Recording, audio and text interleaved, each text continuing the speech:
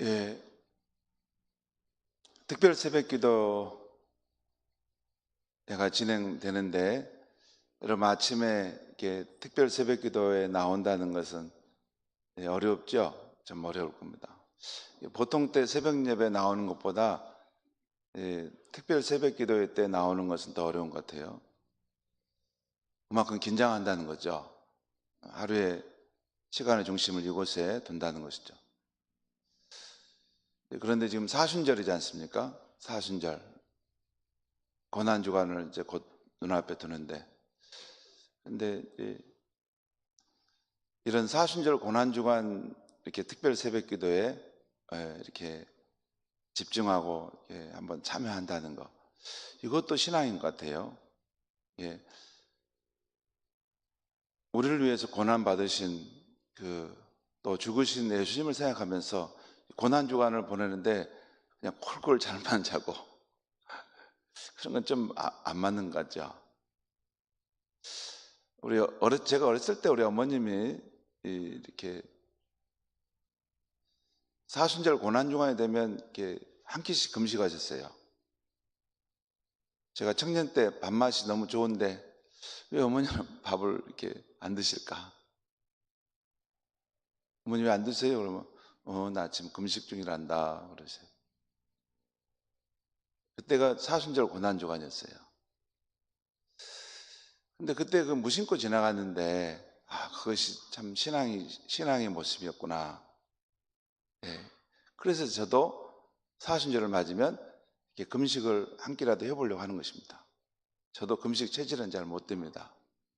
그런데 그 어머니를 생각해서 신앙이란 보여지는 건지, 하나님과 나와의 관계지만 그 참된 신앙이 있으면 자녀들에게도 그게 자연스럽게 보여지는 거죠. 그래서 제가 금식을 이번 주도 하루 한 끼 저녁에 금식한다고 시작했는데 월요일 저녁에 제가 저녁을 먹어버렸습니다. 그래서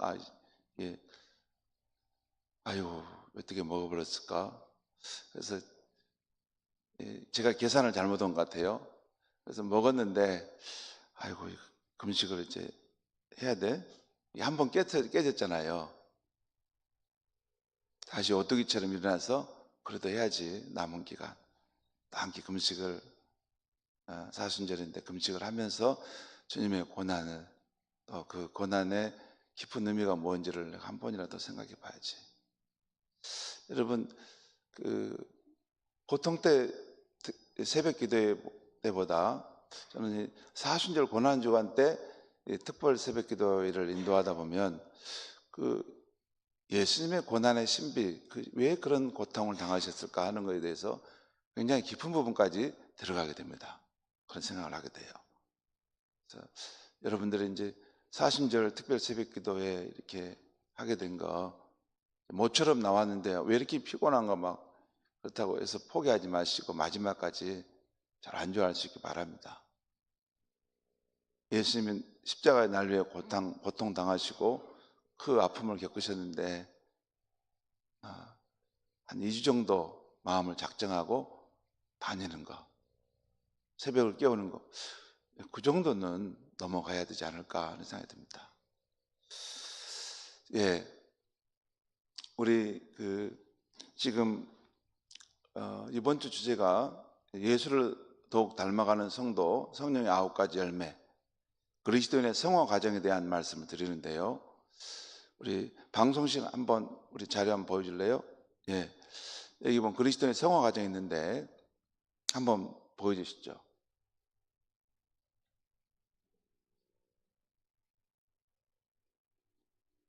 보면 그리스도인 성화 과정인데 이게 이제 참 1년 될 때입니다. 이게 한 사람의 내면이라면 그 안에 새 사람인 예수의 생명이 이곳에 교도보를 확보하는 것입니다. 그리고 원래 예수 믿기 전에 옛사람, 자기의 본성대로 사는 옛사람인데 이게 아담의 성품이죠. 이제 교도 확보하는 것이고, 두 번째 한번 보여주시죠. 요거 이제 한 10년이 됐을 때 그 사람 안에 들어온 세 사람, 예수님의 생명이 더 많은 영역을 확보하는 거죠. 그리고 그 가운데 성령의 역사하심으로 그 일을 이루어 가신다는 거죠. 또 하나 보내주시죠. 요거 이제 그리스도의 실전 20년 될 때인데, 이때는 새 사람 또는 새 자아라고 할 수 있어요.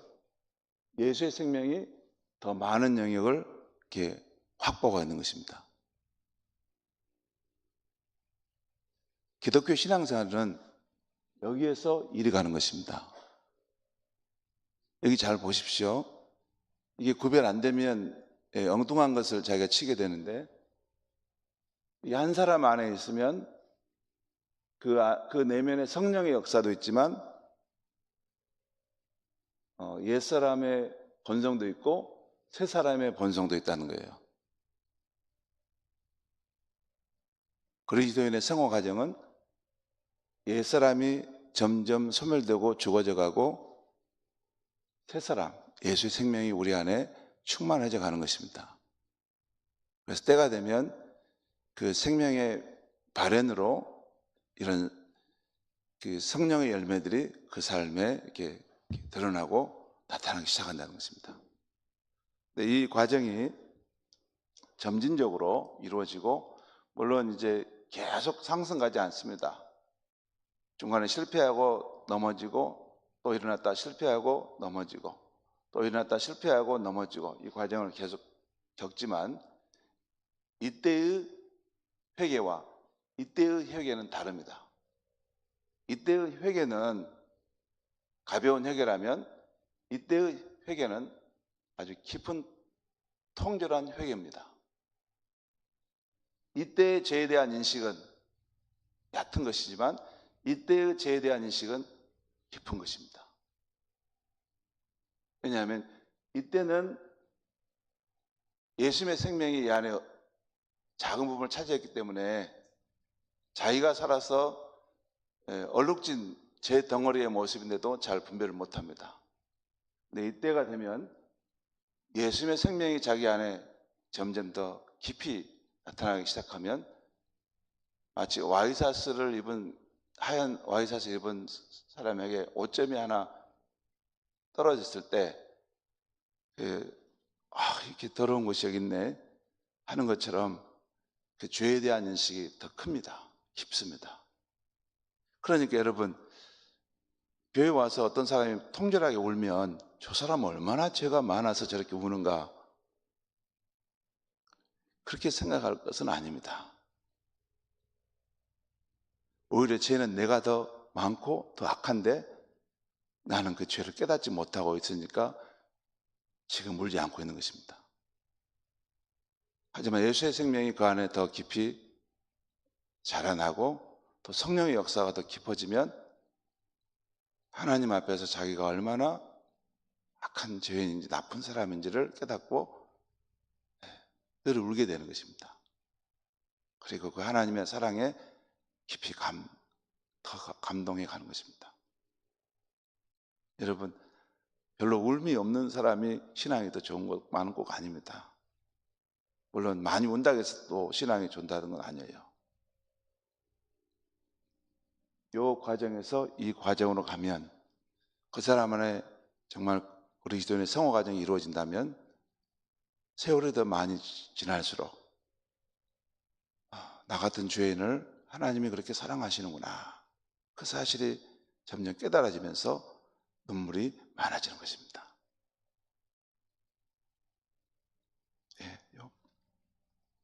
지금 이 그리스도인의 성화 과정을 통해서 그 사람 안에 예수님의 생명이 이렇게 자라나고 성장해 간다는 것, 그리고 온전하게 성장해 가면서 이 성령의 열매들이 조금씩 그의 성품으로, 인격으로 드러나게 된다는 것, 이것이 크리스천의 삶이라는 것입니다. 자, 오늘은 이 성령의 열매, 사랑입니다. 오늘 읽은 갈라디아서 5장 22절에서 사도 바울이 말하는 성령의 첫 번째 열매는 사랑입니다. 이것은 사랑이 성령의 열매 가운데 으뜸이라는 것입니다. 믿음, 소망, 사랑, 그 가운데 제일은 사랑이라. 또 이 사랑에서 다른 모든 열매가 나온다는 것입니다. 곧 이 사랑이 있으면 화평하게 되고, 이 사랑이 있으면 오래 참게 되고, 이 사랑이 있으면 자비하고 온유하게 되고, 이 사랑이 있기 때문에 선을 넘지 않는 절제가 있는 것입니다. 그래서 사랑은 기독교 덕목 중에 으뜸입니다. 내가 정말 예수님을 제대로 믿는가 안 믿는가 아는 길은 내 안에 이 사랑이 있는가를 점검해 보면 압니다. 우리 교회가 정말 예수님의 교회인지 아닌지 아는 것도 이 사랑이 얼마나 있는가를 보면 압니다.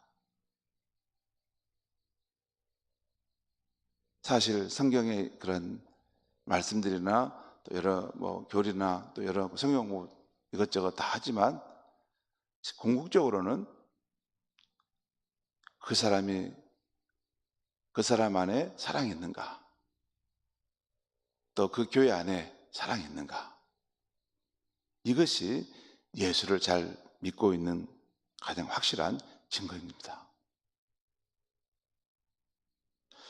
또 성령의 열매인 이 사랑은 좋은 감정 정도를 말하는 것이 아닙니다. 사람의 의지와 태도를 말하는데 행동으로 나타나는 의지와 태도입니다. 그래서 이 사랑은 큰 희생이나 손해를 치르더라도 내 이웃을 돌보고 피로를 채워주고 지원함으로써 내게 사랑이 있다는 증거를 나타냅니다.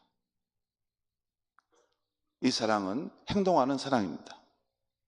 이 사랑이 없었다면 그냥 못 본 척하고 지나갈 것인데 살려내는 사랑. 선한 사마리아인이 그랬죠. 그 안에 사랑이 있었기 때문에 그냥 못 본 척하고 지나갈 수 없어서 자기를 희생하고 손해보더라도 그 사람을 살려내지 않습니까? 또한 이 사랑이 없었다면 그냥 미워하고 용서하지 못했을 텐데 용서하시는 사랑입니다. 우리 예수님이 그러지 않았습니까? 예수님 안에 하나님의 사랑이 있었기 때문에 미워하고 용서할 수 없었던 사람들인데 결국 용서하셨던 것입니다. 그리고 이 성령의 열매로서의 사랑은 신앙생활하는 중에 하나님이 나를 얼마나 사랑하셨고 예수님이 나를 어떻게 사랑하셨는지를 깨달은 후에 나오는 사랑입니다. 예수님이 나를 어떻게 사랑하셨는지는 자기만 압니다. 자기만 알아요. 왜냐하면 자기가 어떤 사람인지는 아무도 몰라요. 예수님이 어떻게 나를 사랑하셨는지는 나만 압니다.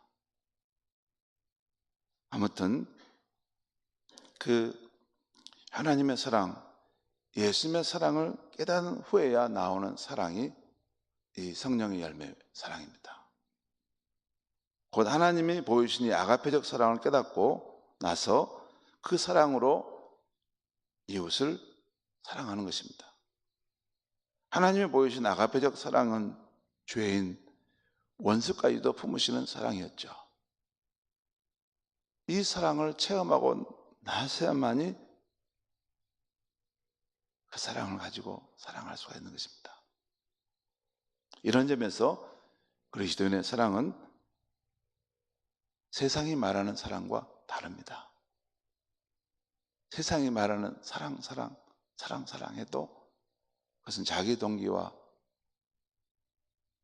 자기 연민과 사랑 속에서 나오는 것이지 그리스도의 사랑의 기호는 하나님이 보이신 아가페적 사랑, 죄인, 원수까지도 품으시는 사랑을 아는 사람이 나타낼 수 있는 사랑인 것입니다.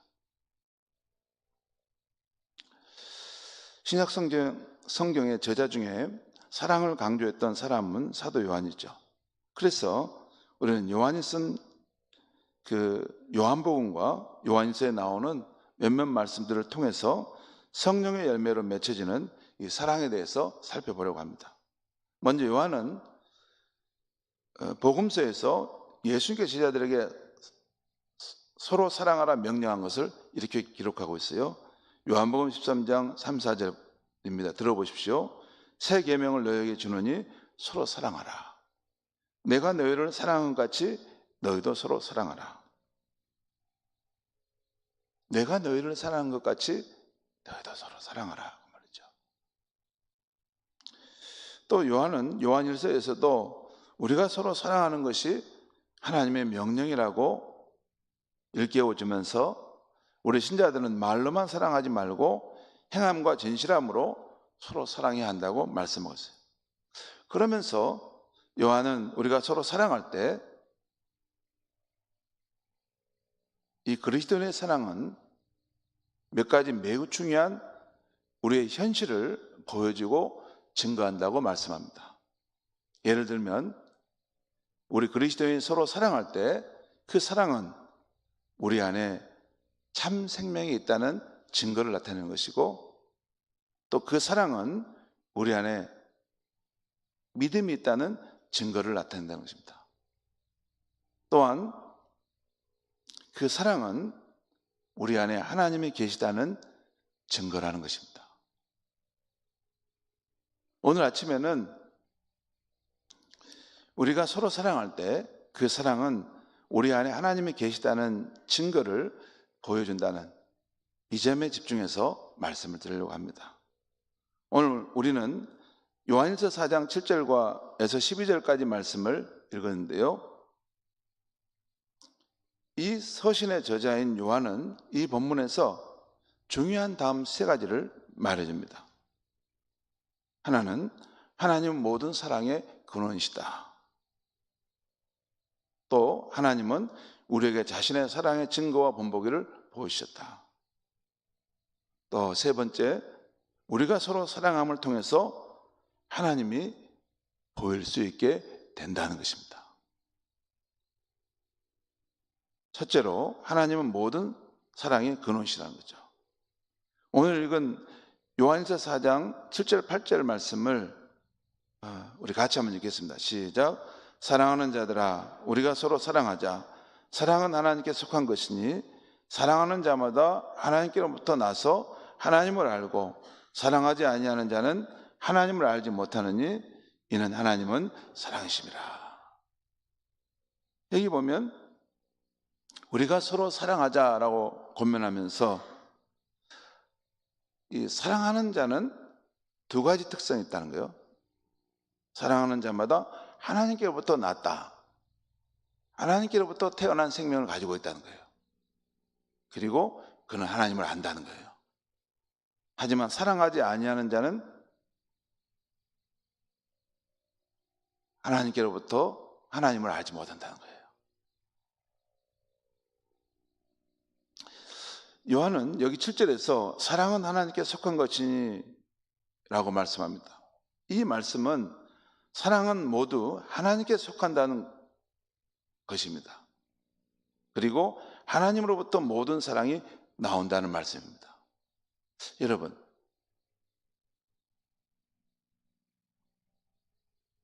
구약에 보면 솔로몬과 술람 여인의 사랑이 나오고 또 요나단과 다윗의 사랑이 나옵니다.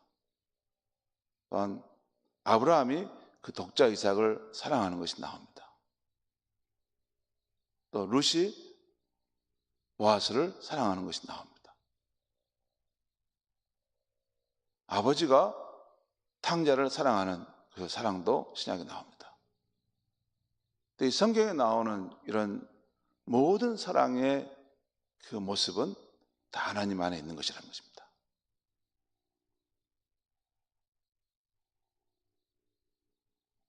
바로 하나님은 사랑의 근원이시고 그 하나님으로부터 모든 사랑이 나온다는 것이에요. 여러분, 우리가 사랑을 스톨게, 또 필로스, 에로스 또 아가페 이렇게 나눕니다. 헬라어로. 스톨게는 혈육 간의 사랑이고, 또 필로스는 친구 간의 사랑이고, 또 에로스는 이성 간의 사랑이고, 또 아가페는 하나님의 신적 사랑을 말해요. 특별히 하나님의 신적 사랑의 특성이 강하다는 거죠. 근데 여러분, 이 모든 사랑은 어디서부터 나왔을까요? 하나님께로부터 나왔어요. 남녀 간의 사랑도, 진실한 사랑도 하나님께로부터 나왔습니다. 그러니까 하나님이 자기 백성을 사랑하는 그 이야기를 할 때 남녀 간의 사랑으로 설명하잖아요. 특별히 그 호세아서에 호세아 선지자가 고멜을 사랑하는 그 이야기를 통해서 그 짝사랑하는 하나님의 마음, 그렇게 하나님이 사랑하는데도 고멜이 호세아의 마음을 모른 것처럼 우리 인간이 하나님 마음을 모르고 외면하고 죄 짓는 길로 달려간다는 것입니다.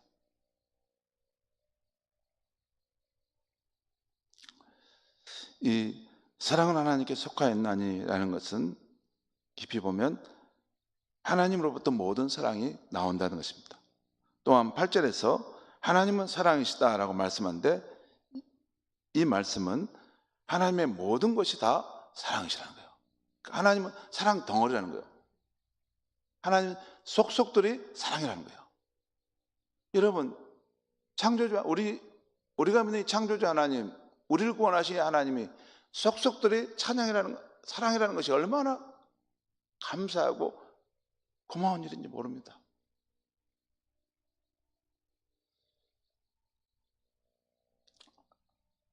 하나님은 말씀하시거나 행하시는 그 모든 것이 다 하나님의 사랑의 표현입니다. 또 하나님이 정의를 행하실 때도 그것도, 그 정의도 하나님의 사랑의 표현입니다. 또 하나님이 분노하셔서 행동하실 때도 그것도 하나님이 창조하신 세상과 사람을 파괴하는 모든 불의와 악에 대해 방어하시는 하나님의 사랑의 표현입니다. 하나님이 그냥 불의하시고 진노하시는 거 아니에요. 하나님이 사랑으로 창조하신 모든 세계와 인간을 파멸시키려고 하는 악과 불의에 대해서 방어하시는 하나님의 사랑이 분노인 것입니다. 시편 104편에 나오는 피조물을 향한 하나님의 모든 태도와 행동도 역시 사랑입니다. 시편 104편에 하나님 지으신 만물을, 모든 것들을 하나님 돌보시고 또 가꾸시는 이야기 나오는데 그것도 하나님의 사랑이에요. 저는 봄이 와서 이렇게 산책하고 길을 가다가 이렇게 봄나물 또 새싹이 돋아나면 다 이거 하나님의 사랑으로 이게 자라는구나. 너도 하나님의 사랑으로 살고 나도 하나님의 사랑으로 살고 고맙다, 반갑다, 그런 마음입니다. 한마디로 하나님의 사랑은 우주에서 가장 큰 실체이며 심지어 우주 자체보다 더 큰 것입니다. 왜? 그 하나님의 사랑으로부터 이 우주가 탄생했기 때문입니다. 이렇게 오늘 요한일서 말씀은 우리에게 하나님의 사랑에 대한 엄청난 진리를 전해주고 있어요. 그러나 오늘 요한이 1차적으로 우리에게 말씀하려고 하는 바는 다른 사람과 더불어 사랑하며 살지 않는 사람은 사랑의 근원이신 하나님께로부터 나지도 않았고 사실 하나님도 알지 못한 사람이라는 거예요. 예수를 믿는다고 하는데 정작 사랑이 없으면 저 사람 뭐 하는 사람이야? 이런 마음 들잖아요. 예수님의 사랑 덩어리인데 사랑이 없고 비판적이고 율법적이고 부정적이고 남에 대해서 흠잡는 것만 잘하면 그건 뭡니까? 그거? 예수님 사랑 덩어리인데 예수님은 속속들이 다 사랑이신데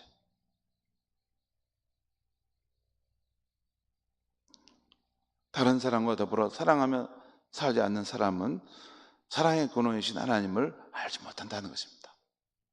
그럴 수 있습니다. 마치 눈이 가려져 가지고 자기는 뭘 지금 잘한다고 생각하는데 제일 중요한 것은 모르고 그냥 하고 있는 것입니다. 두 번째, 오늘 요한일서 4장에서 요한이 우리에게 가르치는 중요한 진리는, 두 번째는 하나님은 우리에게 자신의 사랑의 증거와 본보기를 보여주셨다는 것입니다. 오늘 9절에서 11절까지 제가 읽으며 말씀드리겠습니다. 하나님의 사랑이 우리에게 이렇게 나타난 바 되었으니 하나님이 자기의 독생자를 세상에 보내심은 그로 말미암아 우리를 살리려 하심이라. 하나님의 사랑이 이 세상 가운데 분명하게 나타난 것이 되었다는 것이에요. 그 사건이 있었다는 거예요. 그건 뭐냐면 하나님이 자기의 독생자를 세상에 보내서 우리를 살리려 하신 그 사건이라는 거예요. 10절입니다. 사랑은 여기 있으니 우리가 하나님을 사랑한 것이 아니요 하나님이 우리를 사랑하사 우리의 죄를 속하게 하여 화목제물로 그 아들을 보내셨습니다. 하나님 우리를 어떻게 사랑하시는가 좀 더 지금 자세하게 화목제물로 그 아들을 내어주셨다는 거예요. 11절, 사랑하는 자들아 하나님 이같이 우리를 사랑하시는즉 우리도 서로 사랑하는 것이 마땅하도다. 사도 요한은 여기서 지금 복음의 핵심을 말씀하고 있는데요, 여러분, 하나님이 저와 여러분을 사랑하셨다는 것을 어떻게 알 수 있습니까? 두 가지입니다. 크게 두 가지예요. 하나는 성부 하나님이 우리를 살리기 위해서 그의 독생자를 내어주셨다는 것입니다. 그것이 오늘 요한일서 4장 9절 10절에 나와 있어요. 또한 성자 하나님도 우리를 죄와 죽음의 심판에서 구원하시고 우리에게 생명을 주시려고 기꺼이 자신의 목숨을 내어주셨다는 것입니다. 이것은 앞에 요한일서 3장 16절에 나옵니다. 그가 우리를 위하여 목숨을 버리셨습니다.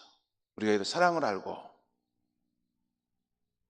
곧 2000년 전 예수님이 달려 죽으신 십자가는 성부 하나님과 성자 하나님이 저와 여러분을 사랑하시는 증거라는 것입니다. 그런데 여기서 요한이 말하는 바는 11절에 있습니다. 곧 하나님이 이같이 우리를 사랑하셨은즉 우리도 사랑하는 것이 마땅하도다. 여러분,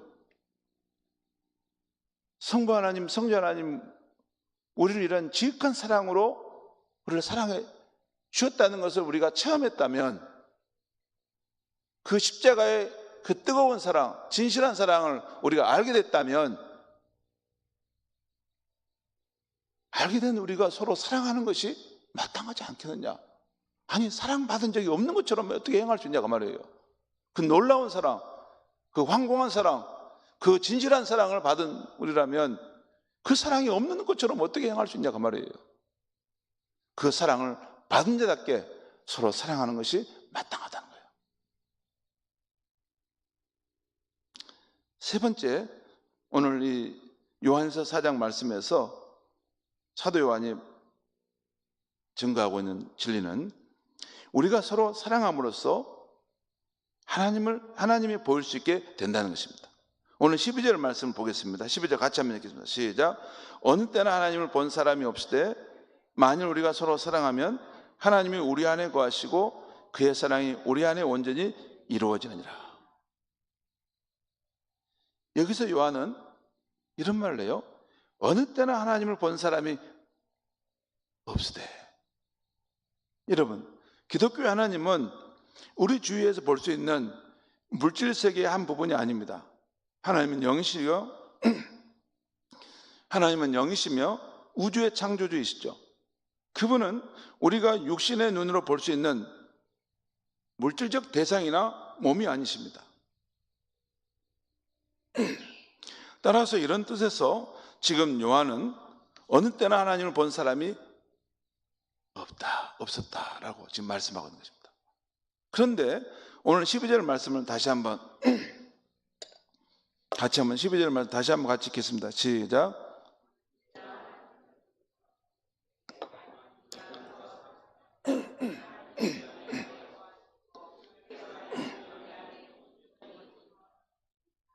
아멘. 이 12절 말씀을 가만히 보면 이렇게 볼 수 있어요. 어느 때나 하나님을 본 사람이 없을 때 만일 우리가 서로 사랑하면 하나님이 우리 안에 거하시는 것이 보여지고, 그런 뜻입니다. 앞에 왜 하나님을 본 사람이 없을 때 이런 앞에 단서를 붙였을까요? 하나님을 본 사람이 없지만 하나님을 볼 수 있는 길이 있다는 것입니다. 그건 뭐냐면 우리가 서로 사랑하게 되면 그 모습 속에서 하나님을 볼 수 있다는 것입니다. 여러분, 여기서 요한은 우리가 서로를 사랑할 때 그 모습은 우리 안에 있는 하나님이 보이게 만든다고 말하는 것처럼 보이죠. 다시 말해 우리 그리스도인이 서로 희생과 섬김으로 사랑할 때, 서로의 차이와 장벽을 극복하고 살아갈 때 그 모습을 통해 세상 사람들은 보이지 않는 하나님을 보게 된다는 것입니다. 여러분, 잠깐 저를 보시죠. 지금 우리가 이 한생명 전도 축제가 있어가지고 어떻게 하면 한 생명을 전도할 수 있을까? 우리 전도 행복 전도대학원 나가서 이렇게 전도하는 과정도 이렇게 생각해 보고 또 활동도 하고 동성공원 다니면서도 어떻게 하면 저 사람들에게 이 하나님이 살아계신 분임을 보여줄 수 있을까? 참 그런 생각을 자주 합니다. 진짜 자주 해요. 어떻게 하면 하나님이 살아계시다는 것을 저 사람들이 알 수 있을까? 이 복음의 진리로만 설명을 해 아무리 해도 저 사람들이 그 하나님이 어딨냐고 그런 거예요. 하나님이 사랑한다는 말이 어딨냐고 말이에요. 그럴 때 너무 답답한데 하나님이 여기 계세요. 하나님의 사랑이 여기 있단 말이에요. 보여줄 수 있는 증거가 있다는 것입니다. 그게 뭐냐면 우리가 서로 사랑하는 모습 속에 그리스도인이 서로 사랑하는 모습 속에 사람들이 하나님이 계시구나, 하나님의 사랑이 하나님이시구나 하는 것을 알 수 있다는 것입니다. 지금 사도 요한이 이걸 말하고 있는 거예요. 어느 때는 하나님을 본 사람이 없지만 우리가 서로 사랑하면 하나님이 우리 안에 있다는 것을 사람들이 보게 될 것이라는 거예요.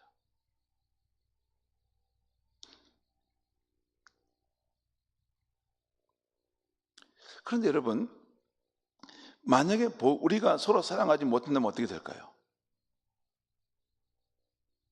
그 반대로 우리가 서로 사랑하지 못한다면 어떻게 됩니까?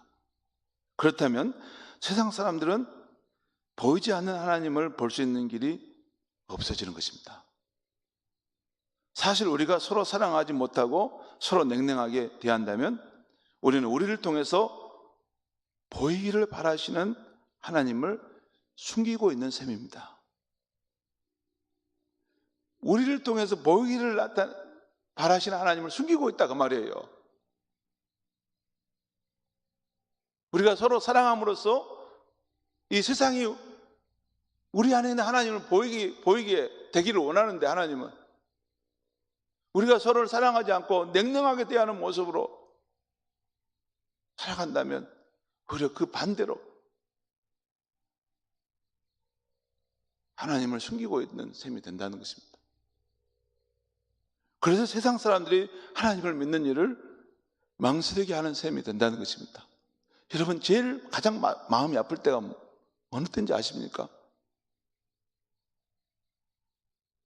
불신자들이 하나님 믿으러 교회 왔다가 교인들이 서로 싸우는 걸 보고 에이, 하나님이 없구나 하고 가버리는 것입니다. 안 믿는 자녀가 교회 열심히 다니는 부모를 보고 열심히 다니긴 하는데 사랑이 없는 걸 보고 하나님을 믿을 마음이 없어지는 것입니다.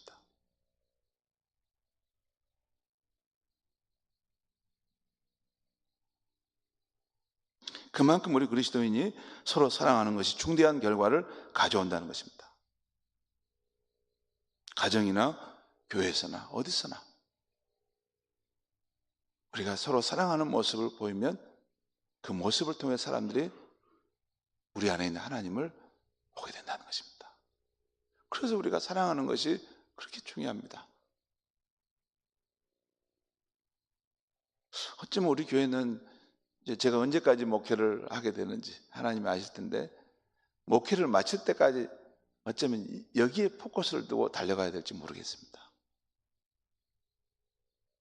이 부분을 설교하면 마음이 통절하게 제가 아픔을 느낍니다. 형식적이고 율법적이고 그냥 의례적인 정도의 사랑. 냉랭한 사랑, 그런 거 말고 하나님이 보여주신 아가페적 사랑, 나를 힘들게 하는 원수까지도 사랑하고 품어내려고 하는 그런 면이 있다면 우리 교회는 하나님이 축복하시지 않겠다, 그런 생각을 해봅니다. 켄 가이어의 그 묵상하는 삶이라는 책이 있는데 거기에 나오는 이야기입니다. 한 랍비가 서재에 앉아 책을 읽는데 한 제자가 찾아와 말합니다. 선생님, 제가 선생님을 얼마나 사랑하는지 그 말씀을 꼭 드리고 싶습니다. 그 순간 랍비는 책을 내려놓고 안경 너머로 그를 쳐다보았습니다. 그러다가 이렇게 한마디를 던졌습니다. 그래, 자네가 나를 사랑한다고? 그러면 나를 아프게 하는 것이 무엇인가? 라고 물었습니다. 그 제자가 어리둥절해서 선생님을 그냥 물끄러미 바라봅니다. 다시 그 랍비는 나를 아프게 하는 것이 무엇인가? 또 물었습니다.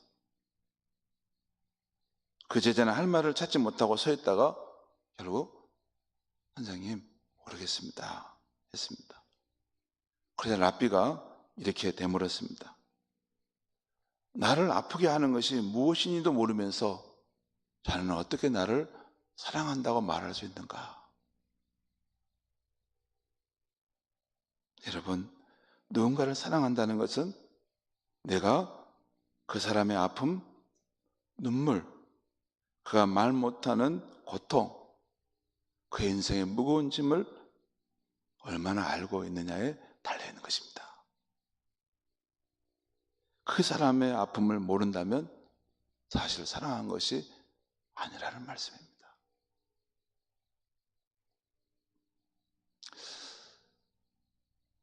우리 가운데 오시는 성령님이 하시는 역할 중에 어떤 일이 있냐면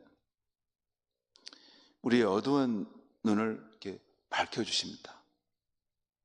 우리가 보지 못했던 것들을 어느 순간 보게 하고 우리가 듣지 못했던 것을 어느 순간 그 소리가 들려오게 합니다. 가정 안에 있는 우리의 자녀들, 내 배우자, 또 우리 목장에 있는 우리 같이 식구들, 우리 교회 안에 함께 다니는 교우들, 그들이 그냥 무심코 교회를 오가고 하는 것 같은데 그들 안에 있는 아픔, 눈물, 탄식이 그의 모습에 보이고 그걸 긍휼히 여기고 사랑하는 마음을 일으키시는 분이 성령님이십니다.